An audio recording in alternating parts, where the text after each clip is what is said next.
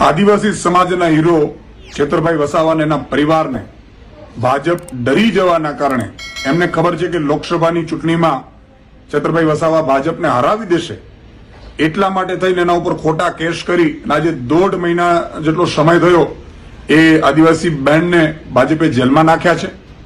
આજે છેતરભાઈ વસાવા આત્મસમર્પણ હજારોની સંખ્યામાં એના સમર્થકો આવી અને પોલીસ સ્ટેશને હાજર થયા. ખબર પડી તો છેતરભાઈ વસાવા આજે હાજર થયા છે. ભાજપ આદિવાસી સમાજ વિરુદ્ધ માનસિકતા ધરાવે છે.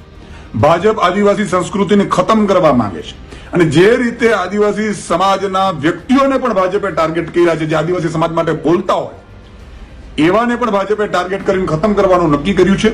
ત્યારે આજે છેતરભાઈ વસાવા હાજર થયા એ પહેલા એમણે વિડીયોમાં પણ સ્પષ્ટ કહ્યું કે ભાજપે એમને ડરાવવાની કોશિશ કરી છે, ધમકાવવાની કોશિશ કરી છે, લોભ લાલચ આપવાની કોશિશ કરી છે.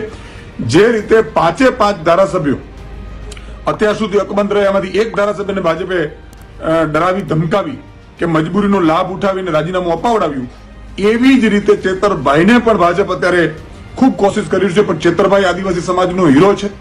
બિરસા મુંડા ભગવાન જે રીતે આદિવાસી સમાજ માટે લડતા હતા એવી જ રીતે છેતરભાઈ અત્યારે લડી રહ્યા છે અને એટલા માટે હજારોની સંખ્યામાં એમને સમર્થન મળ્યું છે.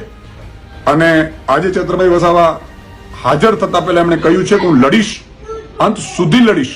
અને એટલે આજે મારે એટલું જ કહેવાનું છે કે સુપ્રીમ કોર્ટ સુધી અમે છેતરભાઈની સાથે છીએ. આમ આદમી પાર્ટી એક આદિવાસી સમાજ સાથે છે, એક આદિવાસી સમાજના દીકરાઓ સાથે છે.